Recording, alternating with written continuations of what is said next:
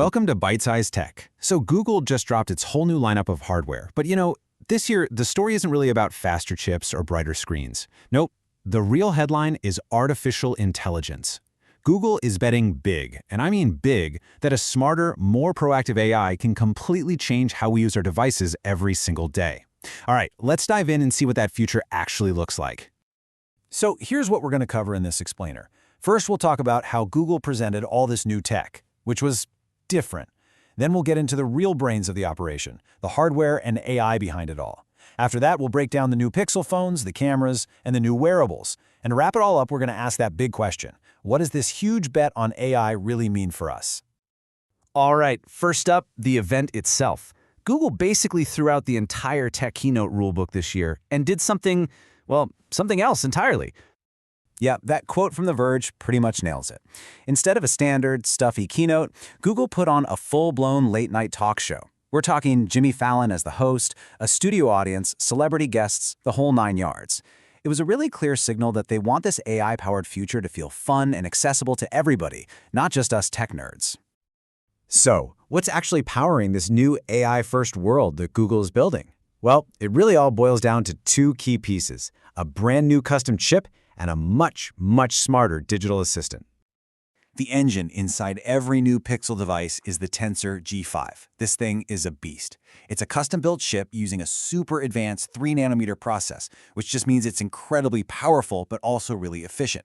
And its whole purpose in life is to run these complex AI models right there on your phone, making everything faster and, importantly, more private. And just how much of a leap are we talking about here? Well, the G5's dedicated unit for AI tasks is a whopping 60% faster than the last one. We're not talking about small incremental updates here. This is the kind of raw power you need to enable the genuinely new features we're about to get into. Now, the other half of this powerful duo is Gemini. And look, this is not just a simple voice assistant for setting timers anymore. Google is positioning Gemini as the core intelligence, kind of like the nervous system, that weaves through their entire ecosystem. From your phone, to your watch, to your smart home. It's built to be more conversational, more proactive, and just deeply baked into all the apps you already use. And of course, the main stage for all this new tech is the Pixel 10 lineup. Google's message is pretty clear. These aren't just phones anymore, they're intelligent companions that are designed to understand your world and even anticipate what you need next. Okay, let's just quickly run through the hardware. You've got the standard Pixel 10 starting at $799, the 10 Pro at $999, and then the big one, the 10 Pro XL at $1199. Now, they all share that powerful Tensor G5 chip, but as you go up the line, you're getting more RAM, bigger and better displays, and faster charging. But honestly, the specs are just the foundation here. The real magic is in the AI software. Magic Q will proactively pull up info you might need from other apps right when you need it. Voice Translate can translate a phone call in real time using a generated version of your own voice. It's wild. And Take a Message is a way smarter call screening feature that writes down voicemails and suggests what you should do next. Another huge update is Pixelsnap. Yep, Google is finally adding magnets to the back of the Pixel, supporting that new Qi 2 wireless charging standard. This is basically their answer to Apple's MagSafe. It means you get perfect alignment every single time, and it just opens the door for a massive new ecosystem of magnetic accessories, like wallets and car mounts. The Pixel 10 Pro Fold is back too, and it is taking direct aim at Samsung. For starters, it's $200 cheaper. It has a much better 5x optical zoom. And this is a big one. It's the first major foldable with an IP68 rating, meaning it's fully resistant to dust, which is a huge deal for a device with a mechanical hinge. Now, the camera system is where Google's AI ambitions really get to shine. The focus this year is less on the camera hardware itself and way more on using artificial intelligence to solve all those annoying, common photography problems we all have. So get ready for Ask Photos. This feature is absolutely nuts. Instead of messing around with sliders and complicated editing tools, you just tell the editor what you want. You can type or say things like, remove the reflections from that window, or, and they actually showed this, make my collared shirt a plaid blazer. And the AI just does it. It's generative AI photo editing made incredibly simple. Google is also coming after bad digital zoom with a feature called ProRes Zoom. You know how when you zoom in really far on a photo, it looks all soft and grainy? Well, now, Gemini's AI processes that image to intelligently add back detail and sharpness, and the result is a dramatically better photo. And there's more. There's also Camera Coach, which gives you real-time tips on how to frame your shot better. And AutoBest Take now fixes group shots from just a single photo. It uses AI to generate the perfect expression for everyone in the picture. No more closed eyes. It's freakishly good. Now, this whole AI-first approach isn't just for the phones. Google is stretching it across its entire hardware lineup, starting with what you wear on your wrist and put in your ears.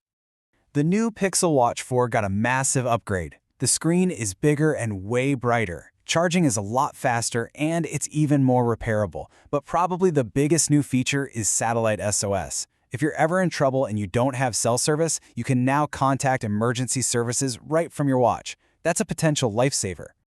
And here it is. This is the number that pretty much every smartwatch user has been waiting for. Google is rating the larger 45mm Pixel Watch 4 for up to 40 hours of battery life, even with the always-on display turned on. That's a gigantic improvement, and it finally makes it a true multi-day wearable.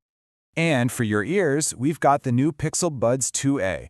The headline feature here is simple but awesome. Google brought high-quality active noise cancellation down to its affordable A-series line. For $129, getting ANC that's powered by Google's own chip makes these some of the most competitive earbuds out there, period. Okay, let's just take a step back and look at the whole big picture here. Google has laid out a really ambitious, AI-driven vision for what our personal technology is going to look like. You know, the real takeaway from this entire event wasn't about megapixels or gigahertz. It was about a fundamental shift in strategy. Google isn't just selling a phone, a watch, and some earbuds anymore.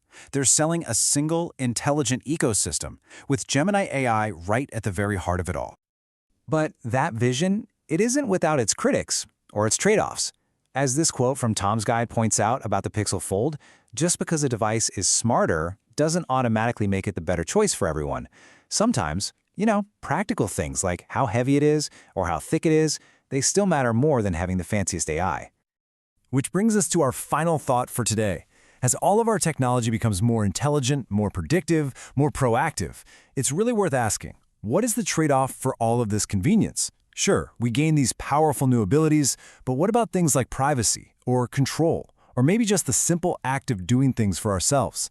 It's the central question we're all going to have to face as this AI-powered future keeps unfolding. If you enjoyed the episode, please like, comment, share, and subscribe.